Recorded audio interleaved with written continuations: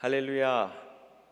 부활하신 우리 주님의 놀라운 평화와 위로와 은혜가 이 시간 각 가정에서 예배드리시는 모든 교우 여러분들의 심령과 가정과 일터 위에 흘러 넘치시기를 축복드립니다. 우리 주님이 부활하셨습니다. 작년과 재작년 부활절 찬양의 곡들을 하나씩 들어보았는데요. 어떠셨는지요?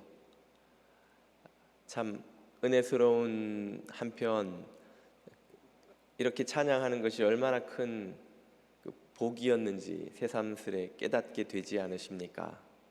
교우들과 통화를 하면서 많은 분들로부터 그런 말씀을 들었습니다. 일상이 얼마나 소중한지, 예배 드리는 것이 얼마나 복된 일이었는지 새삼 깨닫는 요즘이라고 말이지요.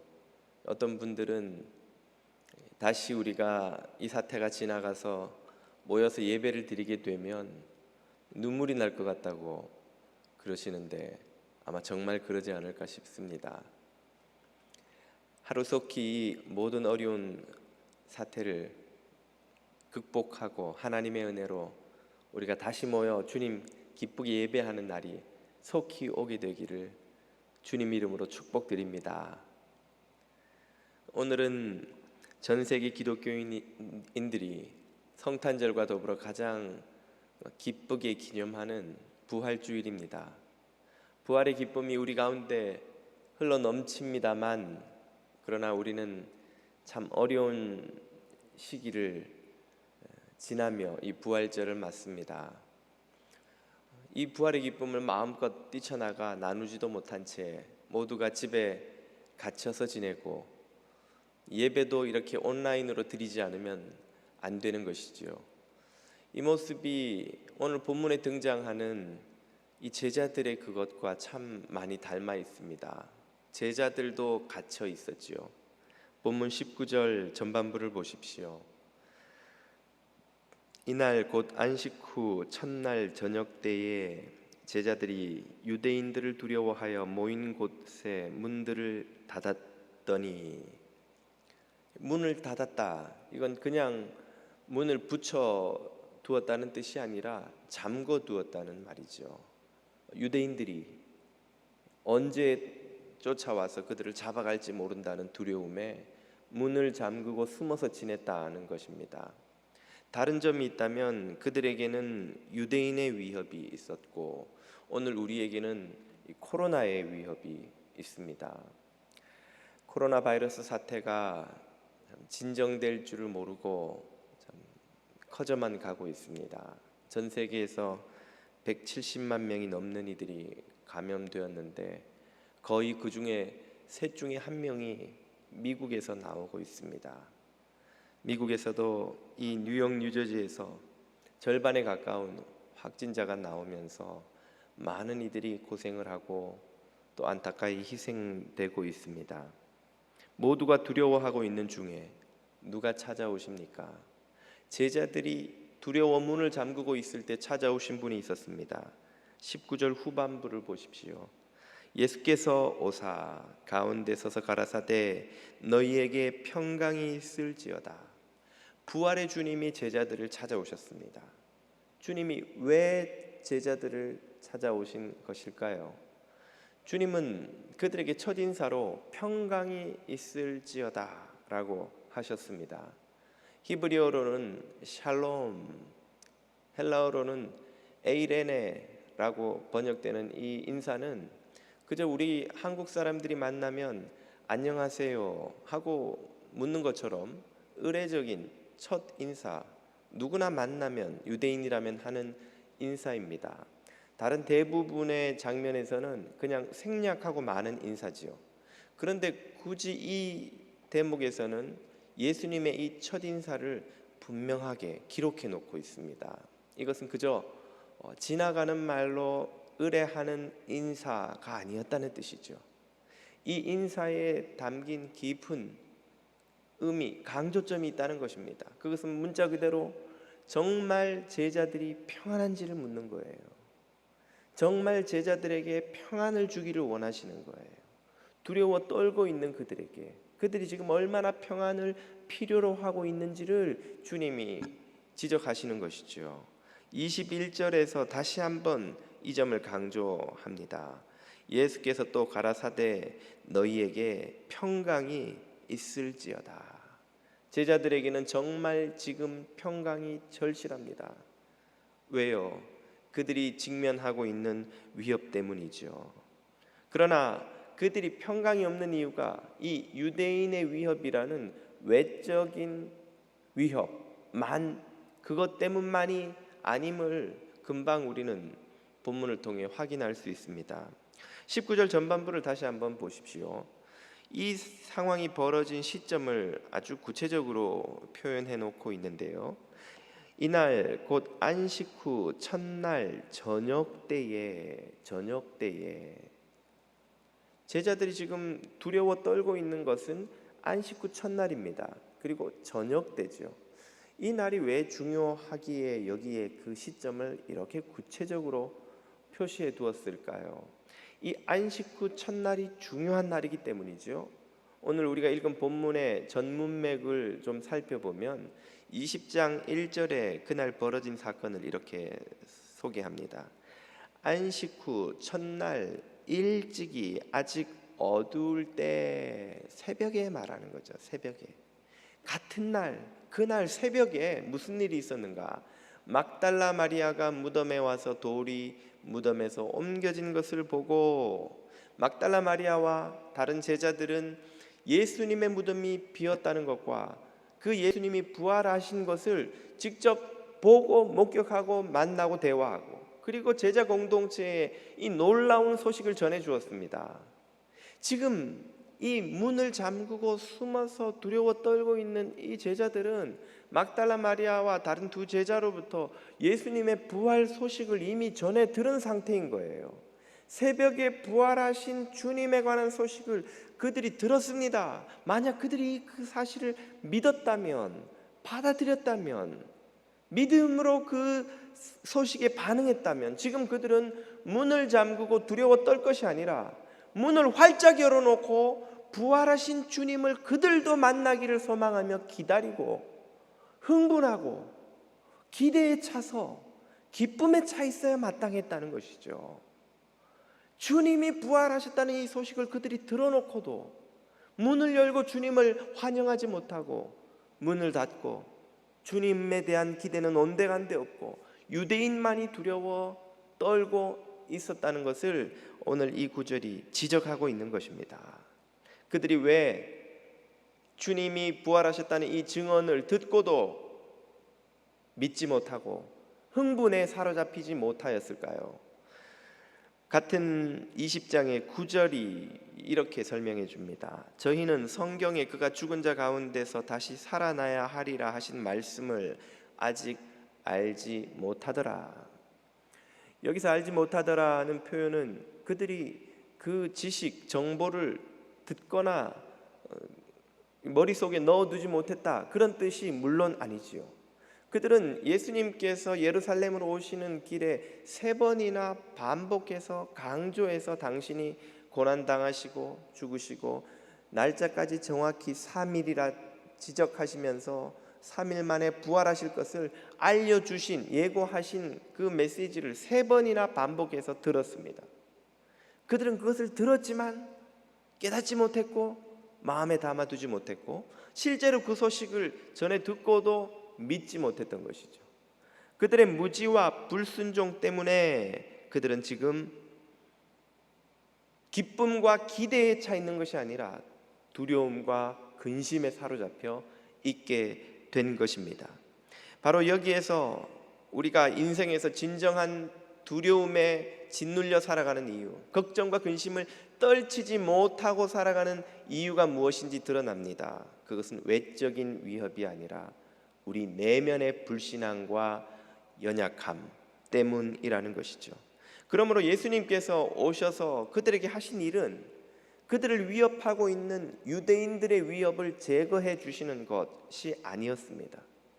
그들 안에 있는 불신앙을 제거해 주신 것이죠. 본문 20절을 보십시오. 이 말씀을 하시고 손과 옆구리를 보이시니 제자들이 그제서야 주를 보고 기뻐하더라. 아멘. 할렐루야.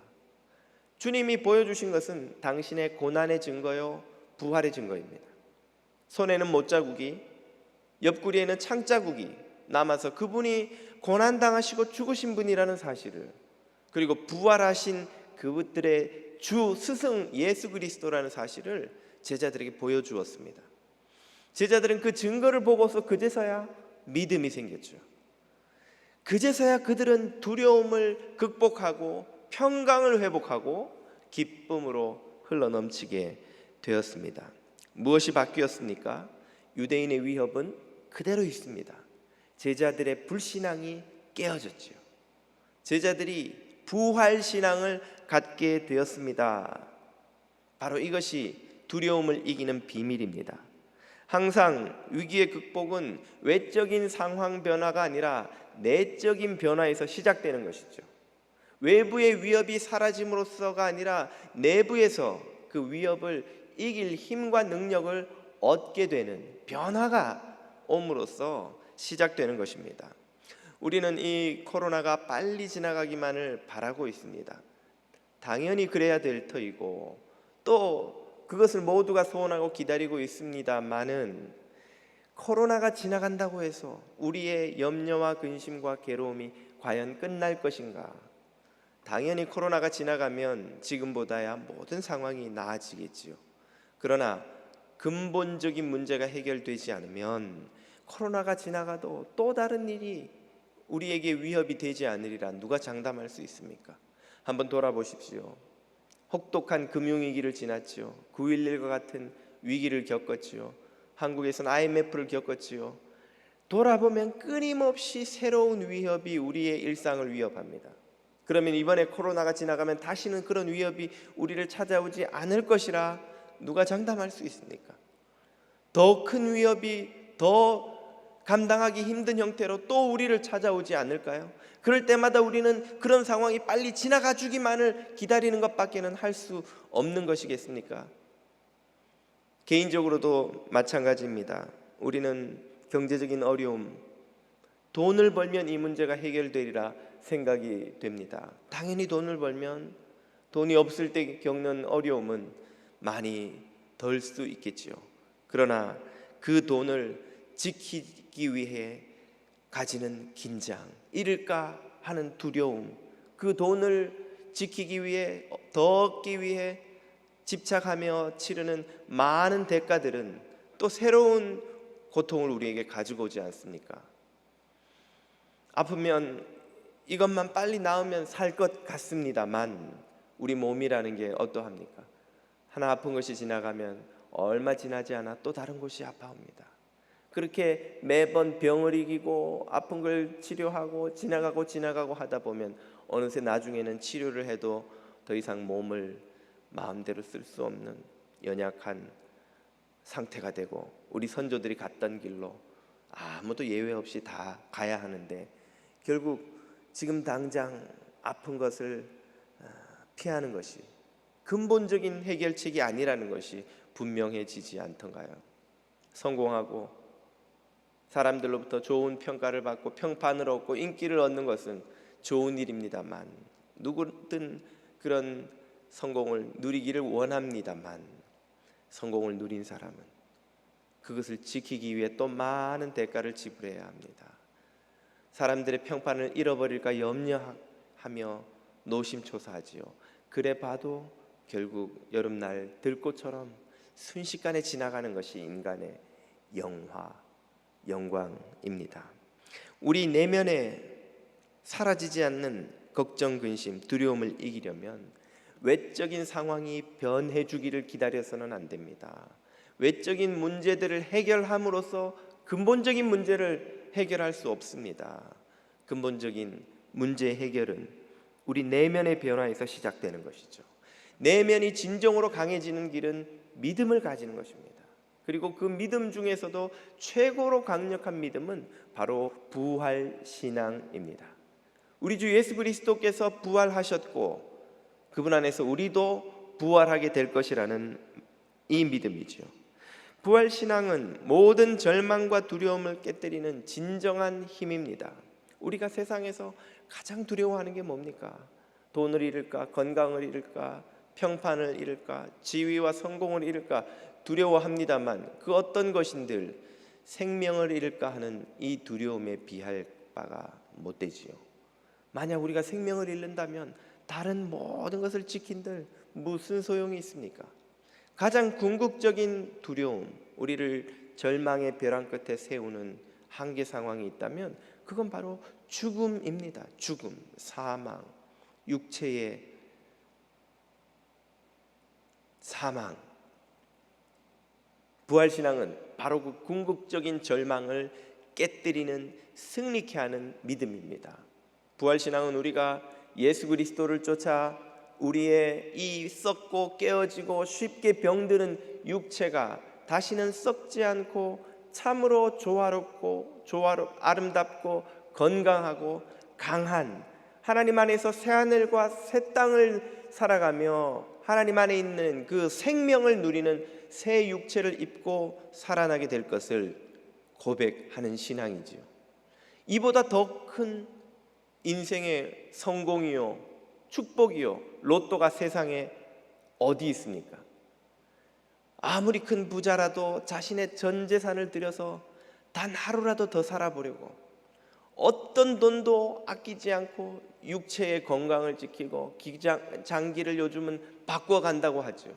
엄청난 돈을 들여서라도 그렇게 해서 하루라도 더 살아보려고 발버둥을 칩니다만 아예 하루 더 살고 한 달, 1년을 더 사는 것이 아니라 영원히 새로운 육체를 가지고 하나님 안에서 살아가는 이 신앙 고백이 참이라면, 진짜라면, 성경이 증언한 그것이 사실이라면 세상에 이보다 더한 로또가 어디 있으며 이보다 더한 복과 성공과 행복이 어디 있단 말입니까?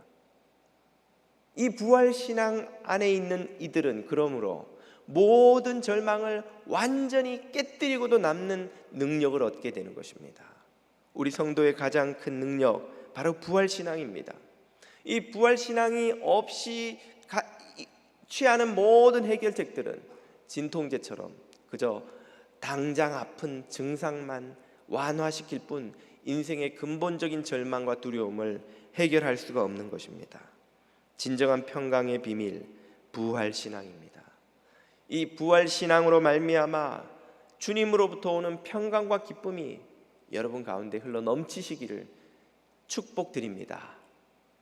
이 평강과 기쁨을 회복한 사람들에게 주님은 무엇을 주십니까? 바로 사명을 주십니다. 본문 21절 후반부를 보십시오. 예수께서 또 가라사대 너희에게 평강이 있을지어다. 그리고 아버지께서 나를 보내신 것 같이 나도 너희를 보내노라. 아멘. 주님은 제자들에게 사명을 주시기 이전에 먼저 그들에게 평강을 회복시켜 주셨습니다. 부활의 증거를 보여주심으로 기쁨을 회복시켜 주셨습니다. 평강과 기쁨이 회복된 이들은 비로소 사명을 감당할 수 있게 된 것이죠.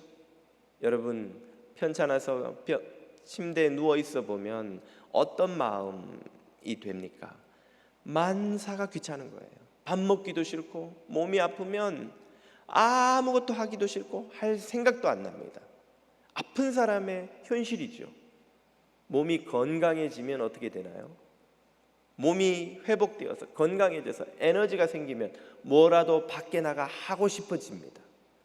뭐라도 하고 싶어지는 거예요. 우리가 어린 자녀들을 양육할 때 힘든 게 뭡니까? 아이들은 에너지가 넘쳐요. 잠시도 쉴 수가 없어요. 아이들은 뭐라도 만져야 되고 뭐라도 해봐야 되고 뭐라도 뛰어나가서 놀아야 되고 아마 요즘 어린 자녀들 양육하시는 부모님들이 곤욕을 치르시리라 생각이 되는데 아이들은 나가고 싶은데 나갈 수가 없으니 얼마나 힘이 들겠어요. 건강한 사람과 에너지가 넘치는 사람의 특징은 밖에 나가 뭐라도 해야 되는 거예요. 게다가 그 사람이 재능이 있거나 창의성이 있거나 남들보다 힘이 특별히 센 사람이라면 보통 사람들이 할 수 없는 일들을 해내게 됩니다. 남들은 그저 돌덩이밖에 안 보이지만 창의성이 있는 사람은 그 안에서 다윗상이 보이는 거예요. 남들은 그냥 아무것도 없는 벽이지만 예술가는 거기에서 천지창조의 황홀한 그림을 보는 것입니다. 남들은 그저 조그만 돌멩이 하나 옮기기도 힘이 들지만, 힘이 넘치는 장사가 있다면 남들이 들지 못하는 거대한 바위 덩어리를 들어야 직성이 풀리는 거예요. 남들처럼 조그만 돌멩이 몇 개 나르는 거로는 직성이 풀리지 않는 거예요. 건강한 사람은 밖에 나가 일해야 되고, 그보다 더 힘세고 재능 있고 준비된 사람들은 더 위대한 일을 하지 않으면 안 되는 것이 그 사람들의 생리죠. 주님께서 두려움과 근심 걱정에 사로잡혀 있는 자들에게 사명을 주시지 않습니다. 그들은 자기 한 몸 지키는 것도 힘들기 때문에 사명을 감당할 준비가 되어 있지 않습니다.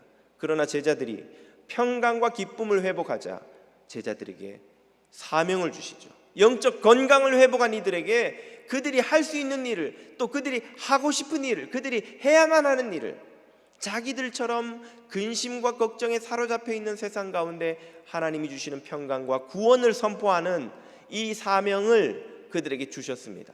그리고 그들이 평범한 일꾼이 아니라 더 위대한 일을 해내는 일꾼이 될 수 있도록 영적인 재능, 놀라운 영적인 창의성을 부어주십니다. 바로 성령님을 더해 주시지요. 22절입니다. 이 말씀을 하시고 저희를 향하여 숨을 내쉬며 가라사대 성령을 받으라. 성령을 받으라. 자기의 힘으로도 나가서 이것저것 해볼 수 있지만 하나님이 이루시고자 하는 위대한 구원의 역사는 인간의 힘으로 감당할 수 없는 차원의 것이기에 그 사명을 감당할 수 있도록 성령 하나님이라는 위대한 능력을, 놀라운 창의성을, 놀라운 예술성을 그 제자들에게 부어주시지요. 성령님께서 하시는 수많은 구원의 역사 중에 가장 놀라운 것은 바로 죄를 해결하는 것입니다. 23절입니다. 너희가 네 죄든지 사하면 사하여질 것이요 네 죄든지 그대로 두면 그대로 있으리라 하시니라. 성령을 받은 제자 공동체가 하는 일이 무엇이라고요? 죄를 사하는 능력입니다. 죄를 씻는 능력이에요. 이 표현은 가까이는 초대교회 공동체가 사람들을 전도하여 세례를 베풀 때에 물로 세례를 베푸는 그 순간에 일어나는 죄 씻음의 사건을 가리킵니다. 더 나아가서는 우리 모든 인생과 인류의 근본적인 문제의 원인인 죄를 해결하는 능력이 교회에 있다는 사실을 보여주는 말씀이죠. 고난과 고통이 가득한 이 세상을 구원하는 방법은 무엇입니까? 경찰들을 더 많이 고용해서 범법자들을 잡아들이면 될까요? 좋은 정치인들 많이 배출해서 정치의 이 부패한 판을 바꾸면 되겠습니까? 사회개혁가들, 위대한 사상가들이 많이 배출되어서 이 사회 제도를 바꾸고 시스템을 개선하고 새로운 사상을 만들어내면 이 세상이 구원이 되겠습니까? 훌륭한 경찰들이 필요하고 뛰어난 정치인과 사회개혁가들과 사상가들이 다 필요합니다. 그러나 그 모든 노력으로도 근본적인 문제를 해결할 수는 없습니다. 인간의 근본적인 문제, 인류가 가진 근본적인 문제는 무엇입니까? 그것은 인간 안에 있는 악한 본성, 죄성입니다. 우리 안에 있는 이 거대한 욕망과 죄성의 덩어리들이 모여 인류가 만들어 온 온갖 죄와 악을 낳았습니다. 이 안에 있는 죄성을 해결하지 못한 채 이 열매로 맺힌 수많은 범죄와 불의와 부패와 사회의 구조적인 악들을 해결하려는 시도는 다 뿌리를 남겨둔 채 잡초를 잘라내는 것과 같습니다. 당장은 잘라냈으니 잡초가 사라진 것처럼 보이지만 얼마 지나지 않아 그 넓게 퍼진 끈질긴 뿌리에서 기어이 잡초는 또다시 올라오고 말지요. 뿌리를 뽑지 않고서는 아무리 잡초를 잘라내도 쓸데없는 짓인 것처럼 인간의 본성을 변화시키는 일이 없이는, 어떤 죄와 악의 문제를 해결하려 해도 해결할 수 없는 것입니다. 이 모든 것은 마치 쓰나미를 막겠다고 방파제를 쌓는 것이나 마찬가지인 거예요. 작은 파도들은 막아낼 수 있을지 모르나 쓰나미가 치는데 무슨 빌딩도 넘어가는 판에 방파제를 아무리 돌을 갖다 쌓아본들 무슨 수로 그 쓰나미를 막는단 말입니까? 사람들 안에 있는 이 죄성이 모여 거대한 쓰나미를 일으킵니다. 전쟁을 일으키고 온갖 부패와 악을 이 사회 가운데 퍼뜨려 놓고 독버섯처럼 모든 죄악들을 낳고 있는 거예요. 그 인간의 본성을 해결하는 문제, 이 방식을 본성을 해결하지 않고서는 어떤 방식으로도 죄의 문제를 해결할 수 없습니다. 그 인간의 악한 본성, 죄성을 해결하는 것은 무엇입니까? 오직 하나님의 말씀, 생명의 말씀, 진리의 말씀뿐인 것이죠. 주님은 말씀을 선포하는 교회와 그 말씀의 뜻을 밝히시는 성령님을 통해서 이 세상에 수많은 죄인들의 영혼을 치유하고 이 세상을 구원하고 계시는 줄 믿으시기 바랍니다. 바로 이것이 교회의 믿음입니다. 우리 주님의 부활은 모든 죄와 고난과 절망을 깨뜨리시는 주님의 승리요 능력인 것을 여러분 믿으시기를 바랍니다. 이 믿음 위에서 교회는 세상을 치유하고 구원하는 사명을 감당하고 있습니다. 교회는 위대한 무기를 두 손에 들고 이 사명을 감당합니다. 부활신앙과 성령님의 역사가 그것이지요. 이것이 오늘 이 아침에 우리가 부활신앙을 새롭게 우리의 마음 안에 확인하고 되새겨야 하는 이유입니다. 여러분의 영혼은 지금 어디에 있습니까? 굳게 닫혀있는 불신앙과 두려움의 무덤에 혹 갇혀있지는 않으신지요? 무덤을 깨뜨리고 부활하신 우리 주님의 평강으로 기쁨으로 충만하여져서 무덤을 열고 나와 세상을 치유하는 성령의 사람이 다 되실 수 있기를 우리 주님의 이름으로 축복드립니다.